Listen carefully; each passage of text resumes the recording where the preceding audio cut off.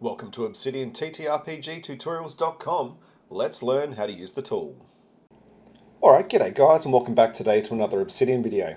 Today we're going to have a look at something different, and by different I mean not notes. Going to have a look at some maps, except we're still going to be completely within Obsidian. Well, pretty much. What I've been doing today is playing around with the idea that, well, Obsidian could be used as a map making tool. We've done videos on this before. There's the Hex map editor plugin that's available, and you can make hex maps.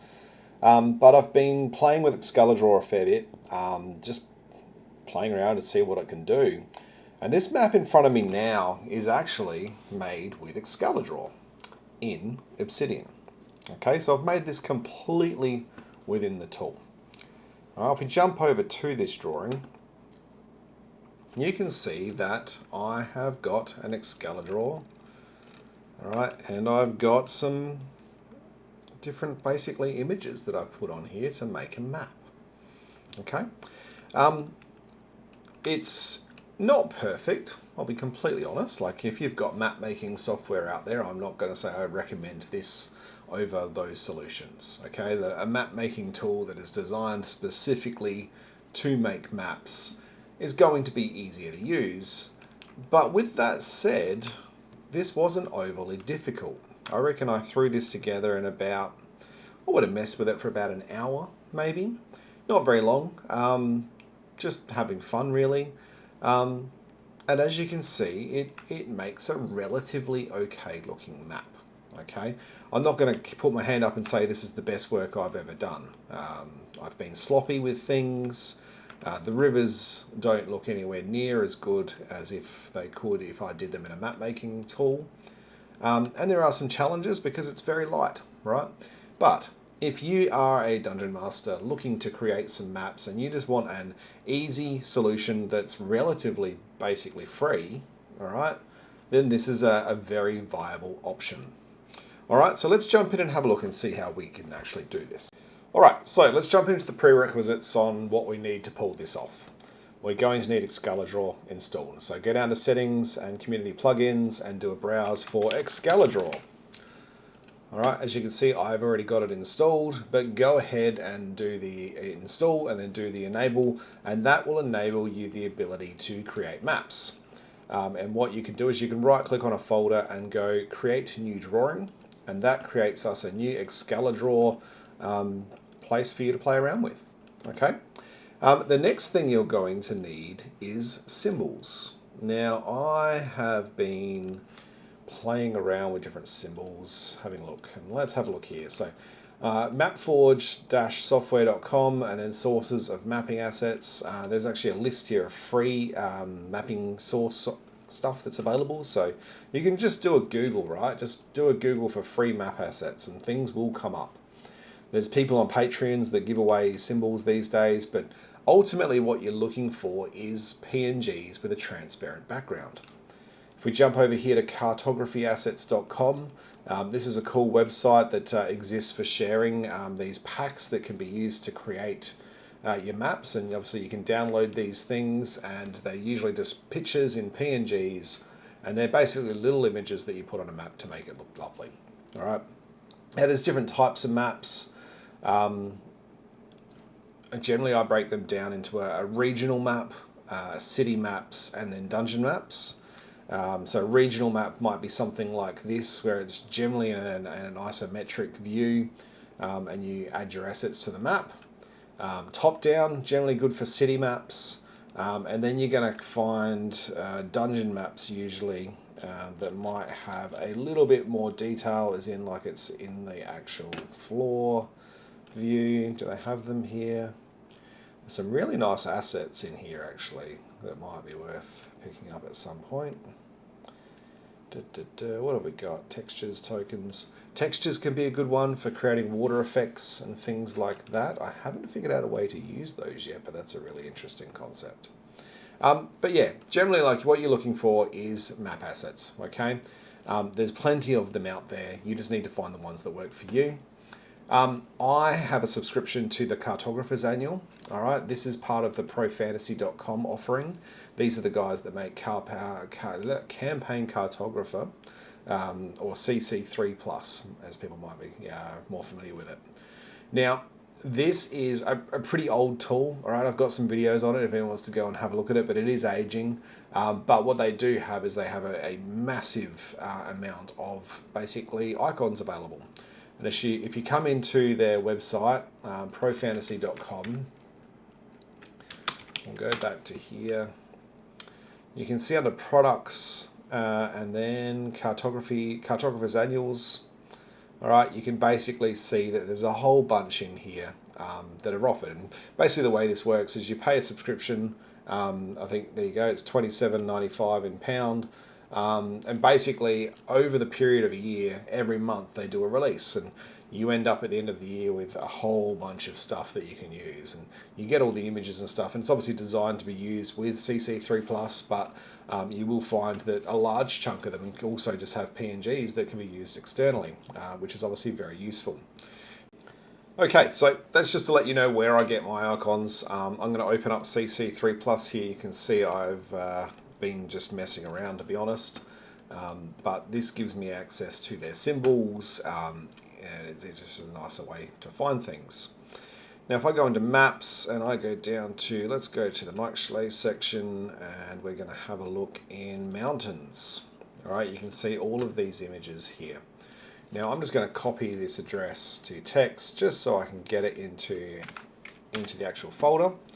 All right, and you can see I've got all these icons on my PC. Now you can obviously do this however you like. You find your icons, you download them to a folder, and then you just have access to them. I'm going to stick that on the other screen.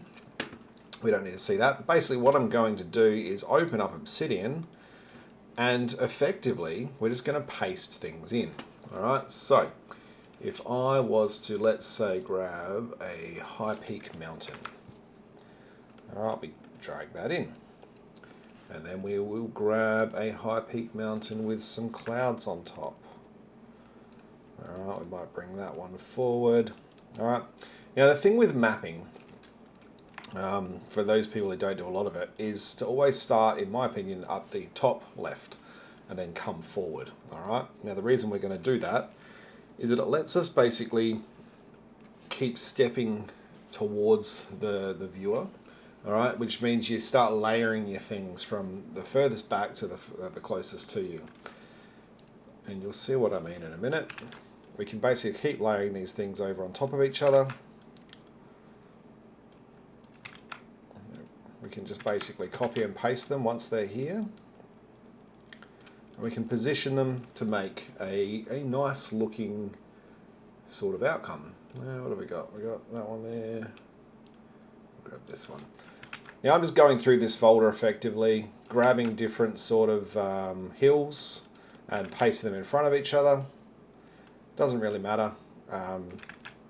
Most people are not going to look that intricately at this, and they probably won't even notice that this is the same image that's pasted over and over and over again, to be honest. But as we get further down the hill, we might see less and less ice. There's probably a bit of a gap there.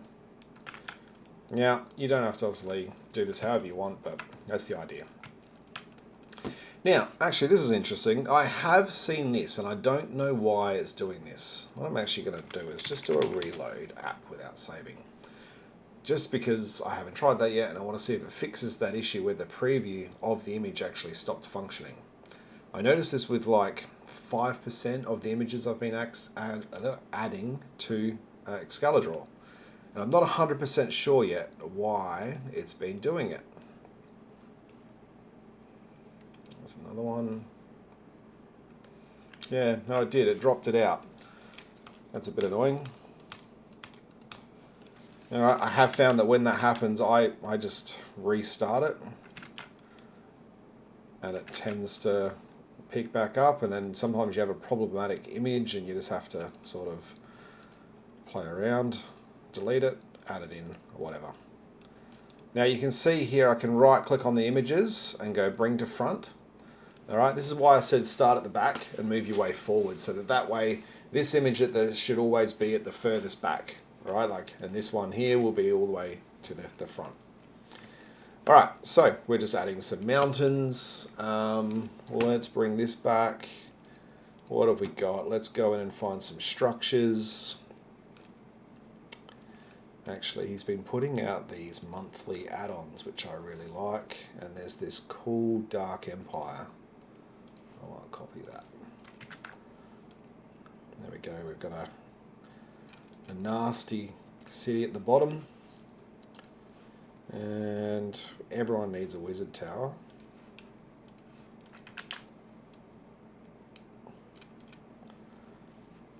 Alright, so you can see that I'm basically just layering images here.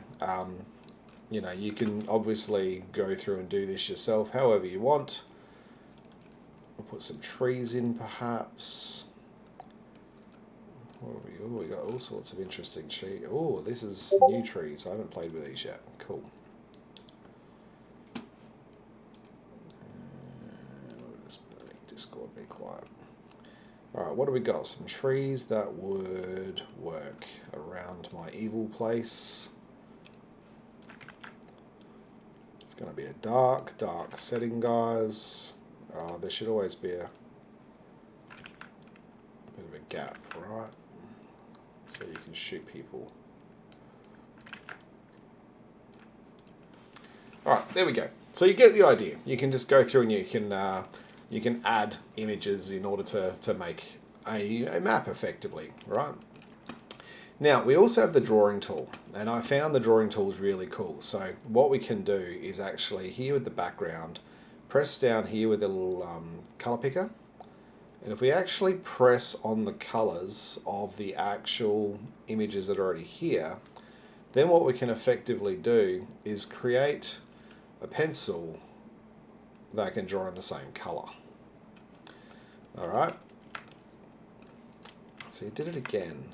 It's the one thing that's jumped out to me and said, hey, there's something not quite right here, and I haven't figured out why it's doing it.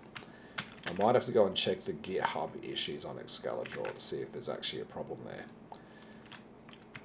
Now, this is obviously problematic because you can see that here, like that's behind that tree, so that's where you're going to right click and go bring to front, and then right click and bring to front, and you've got to like sort of keep going through your layers, right? So this would be rather annoying if it kept going.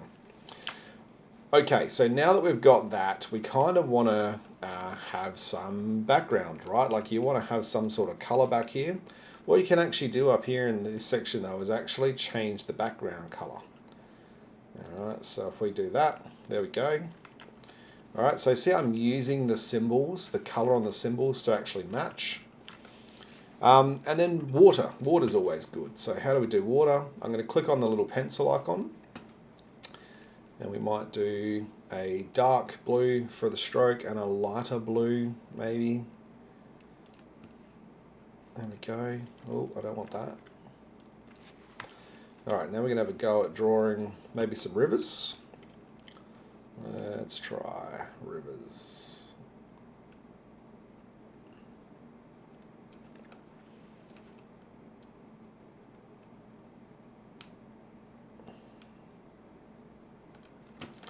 Alright, so we can do some rivers. Something else we could also do maybe is a coastline.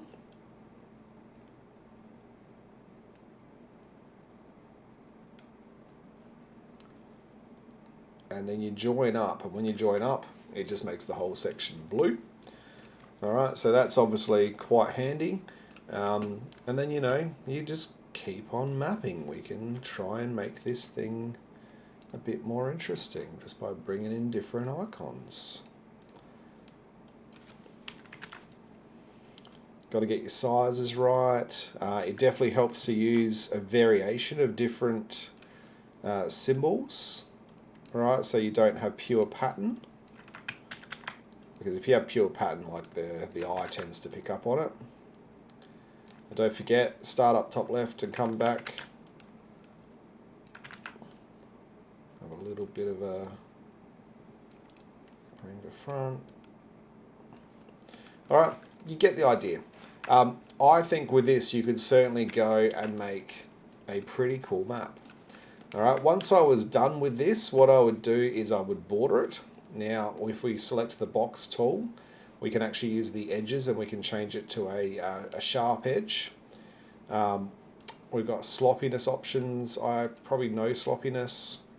We might go with a thick border, and then what we might do is just, oh, that's bad. We have to change our colours first. Black, no border. All right, we put a border over. All right, then effectively we have a picture. All right, now that could be used as a map, and then what I would do, I use ShareX, which is a screenshot application. I would just do this and save it, and then copy it, and then I would come to a note. All right, you can see here's one I prepared earlier, and just literally paste this in, and then I have it in Obsidian. Right, it's an image at this point, and I can do whatever I like with it. I think that's pretty cool. All right, now once I've got that image though, and it's crisp and clean, I want this saved without the symbols. All right, and I'll show you why. If I come back here, I want to turn this into something useful. Okay, so if we go create new drawing, all right, paste our new map that we have here. All right, we've got our map, and now we want to pin. All right, we want to pin this map. So let's just do this. Red map pin, image transparent background. All right, Google's great for this sort of stuff. Could we actually use a pin? Oh, that's nice. Can we get it? Things are getting harder with all this. Oh, can you put in an icon actually? Pin. Here we go. How does that work? What if I did some text? Pin. Alright, there we go. So all I did there was put some text in and then use my Windows period key to create that. Might even turn it. No, that's cool. Alright, but it's a pin, and as you can see, this is separate to my map. Okay, and that's on purpose. Because what I want to do, actually I really don't like that. It's all about visual, guys. I might just use a green dot.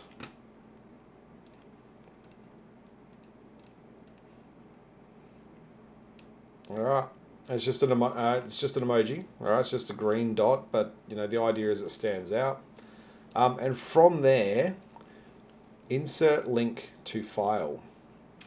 Alright, we're going to just use a note that I have. Alright, anyway. So now we have a link, alright, that goes to a note. Alright, it could be to any note. But the point of this being is that you can actually use this to create your own linked maps. Alright, and I think that's pretty cool. Now, we're going to take this concept a little bit further in the next video. I'm going to show you how to publish this map to a website with those pins. Alright, and I think that could be cool. And the reason why I'm showing you this is because obviously Leaflet can't be published to a website, but this can. Alright, and I think that there's something there that we should explore. But to get us back on track to the ability of making maps with Excalidraw, if we go back to here, where is this one? This one. You can see here's another example, a colourful, less nasty option that I made. And then you can so put it in. Oh, that's for a plugin I've got. But you can obviously have a nice version of this. It depends on the icons. It depends on the colours you use. You can add your compasses. You can add your labels. You can add some flair to your maps. But basically, you just create what you want. And another option is once you've got that map, you can then plug that into Leaflet as well, and you can connect up different towns to different notes and all that sort of stuff. And it's highly usable. Thought it was worth showing you though. You don't have to just do this for regional maps. Like there's no reason why you couldn't make dungeons with this as well. I did find dungeons are a little bit more complex, and what I mean by that is how do you get the grid on your dungeon? What I was thinking is it might be handy to actually have one of these as a background image. If you can find a grid image, and I think there's websites you can go to get this sort of thing, with the grid already made. All right, and what you do is you put your grid in, you paste it in. It's just an image with a transparent background. Then you right click and you can actually lock that image. All right. You probably, if you can get an image that's big enough, I've got some small ones here. It's not big enough for what I'm doing, but you can lock these images, right, by right clicking and going lock. And what that means is then you can't interact with that. And if we then come along and actually put our objects underneath, in this case here I've made a room with just the square tool or the rectangle tool, made a room and then dragged in some other stuff. Alright, you've obviously got to get your layering right with your grids, but there's no reason you couldn't do it. Here you can see I was just messing around with the ideas of just having the ability to have doorways and go into different rooms and things like that, right? Like, you can see it's pretty simple. Now, as I said before, though, if you've got Dungeon Draft or Incarnate or whatever they use these days, you don't need this, right? This is just me messing around to show that it's possible, if I'm completely honest. But if you're on a budget and you can't afford those tools, or you don't want to purchase other tools, like, this is perfectly acceptable as a free way of doing this. I'm sure there's free packs out there you could download, so this could be a completely free solution to allow you to make your maps. I'm sure we could do a city as well. If we bring this up and go to cities, CD3, no, SS5 is the one I like. There we go. Vehicles, roof. There we go. I'll just put this over here. I'm just going to copy these and paste it in, right? So we can put a house in. We can copy, we can put a house in. We can resize them. We can turn them. And I'm sure we could even make roads with our drawing tool, right? Like, what if we do a grey? Oh, actually, you probably should do a brown road. What's this? This is the background. Alright, here we go. So, can we go thick?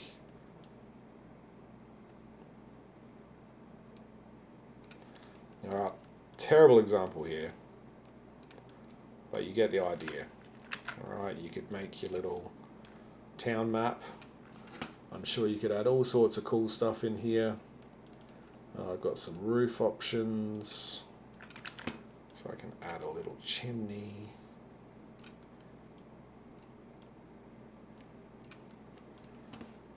Alright, make things look a little bit different. But the reason why I'm showing you this is to show that, there is no reason why you couldn't make a city map with this. I think it would be very possible.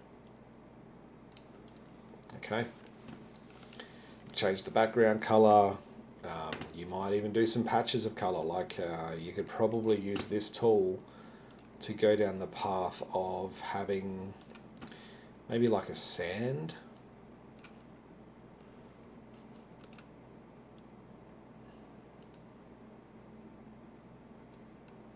No, I didn't finish that. Oh, I messed that up completely. Obviously you got to get your colors right, but you could it's a terrible example. My brain is just like, what are you doing? That's terrible. But you could make different colors, right? You could have your transition to different environments, like your green jungle, your rocky mountains, your more of your yellowish sand, right? These things are possible. And then there's people who know how to draw. Hats off to you guys. I'm sure you could do some magical things. Alright, so I think this could be a very, very flexible tool to allow you to make all sorts of cool maps. You can then take that all the way through to pinnable maps and effectively create something that is actually, quite useful for you to use at the table. Alright, So that's Excalidraw, guys. It's a very flexible tool. It's not just for workflowing. I've seen artists create even cartoons and little like full anime stuff on here. Like, it's cool. I'm not that talented, let's be honest. But if you're looking for a free solution, I think you could do some amazing things with this tool. So get in there and check it out. It's Excalidraw. It gets updated at least 7 times a day. That's a bit of an inside joke, guys. Every time you update, you will see Excalidraw update, right? You will see that constantly. Very, very active developer. And as I've shown previously, I think it works faster than Canvas. But as you can also see, it's a lot more flexible than Canvas. You could not do this with Canvas, or at least not without a significant amount of CSS to try and allow you to do this, and I don't think you'd pull it off nicely. So there you go. That has been Excalidraw, showing us how to do map making. All right, and as I said, this is going to be video 1 of a 2-video series. All right, we're going to go a step further, and we're going to show you how to publish these onto your Obsidian publish websites. All right, so watch out for that video. Just now, I want to do a huge and massive shout out to all of my Patreons. Thank you for your support. If you are new to the community, because we are seeing a bit of an increase in new guys joining at the moment, come to obsidian.tutorials.com. This is where you can find all of the tutorials to show you how to use this application. I recommend you start with the getting started. All right, you can expand these out and see examples on how to do different things in the tool. All right, just the basics. Learn the basics before you get into the plugin tutorials. But most importantly, come down here to community and support. Come down here to the Obsidian TTRPG community Discord and jump in there, because that is where you're going to find all of the community. It's got the help you need, and it's just a bit of a fun place to hang. Outside of that, if you do enjoy this content, please do like and subscribe, blah, blah, blah, blah, blah. And I will speak to you guys on the forums. Have a great day.